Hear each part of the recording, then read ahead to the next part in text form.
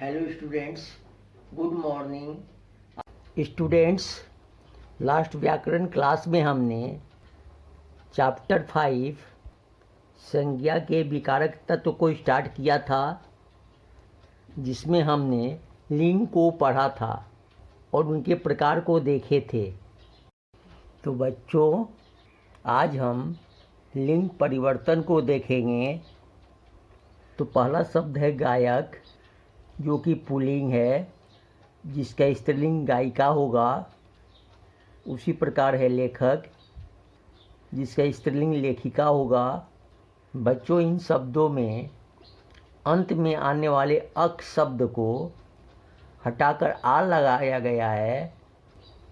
तो इसी प्रकार हम अलग अलग नियमों को प्रयोग कर लिंग परिवर्तन करते हैं। बच्चों, यहाँ बहुत सारे नियम दिए हुए हैं, आप लोग इसको पढ़िएगा और पुल्लिंग से स्त्रीलिंग कैसे बनता है उसको याद करिएगा। जैसे नीचे देखो, चाचा पुल्लिंग शब्द है, जिसके अंत में आ आया है, तो आ को हटाकर अंत में ई करने से चाची बन जाएगा, जो कि स्त्रीलिंग शब्द है।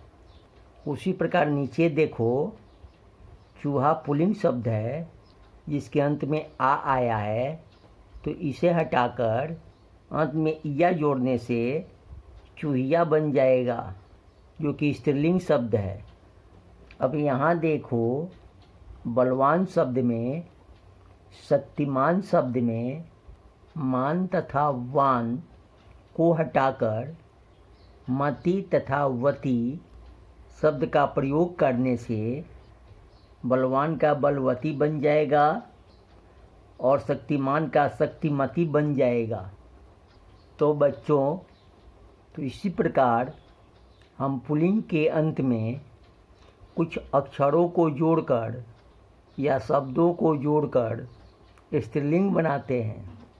तो आप लोग इन नियमों को अच्छे से पढ़िएगा और स्त्रीलिंग पुल्लिंग को याद करिएगा। तो बच्चों, हमने लिंग को पढ़ लिया।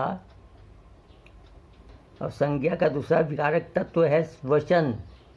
तो देखो, ऐसे शब्द जिनसे संख्या का पता चलता है वचन कहलाते हैं। वचन से तात्पर्य संख्या या गिनती से है, जैसे लड़की लड़कियाँ, घोड़ा घोड़े, पुस्तक पुस्तकें आदि। बच्चों, जिन शब्दों से हमें किसी भी चीज़ की संख्या का पता चलता हो उसे हम वचन कहते हैं। अब इसके प्रकार को देखो। हिंदी भाषा में वचन के दो प्रकार हैं, पहला एक वचन और दूसरा बहुवचन। एक वचन किसी एक ही प्राणी या वस्तु का बोध कराने वाले शब्दों को एक वचन कहते हैं, जैसे पति, अंडा, बतख, लड़का।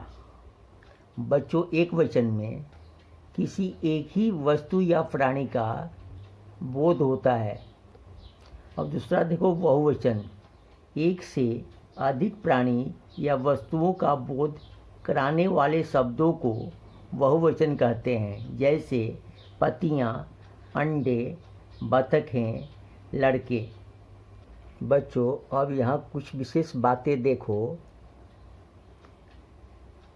कुछ संज्ञा शब्दों का प्रयोग हमेशा बहुवचन में ही होता है, जैसे प्राण, आंसू, हस्ताक्षर, दर्शन, बाल, लोग, समाचार आदि। और बच्चों, कुछ शब्द हमेशा एक वचन में प्रयुक्त होते हैं, जैसे पानी, सोना, वायु, दूध, स्वतंत्रता, जनता, वर्षा, द्रव्य पदार्थ आदि। ठीक है बच्चों, अब हमें वचन चैप्टर में एक वचन और बहुवचन शब्द बनाना आना चाहिए। तो उसके लिए यहाँ पर कुछ नियम दिए हुए हैं, आप लोगों को इन्हें पढ़ना होगा और याद करना होगा। जैसे कुछ एक वचन शब्द है जिनके अंत में आ आता है, वहाँ ए अक्षर लगाकर बहुवचन बनाया जाता है। जैसे रुपया रुपए, कमरा कमरे, कपड़ा कपड़े, बच्चा बच्चे। तो बच्चों, इसी प्रकार हमें अलग अलग शब्दों को अलग अलग नियम से बहुवचन बनाकर यहाँ दिया हुआ है। इसे आप लोग पढ़िएगा और अच्छे से याद करिएगा।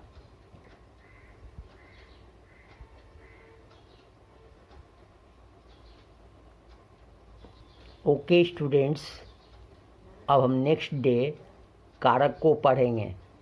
Thank you.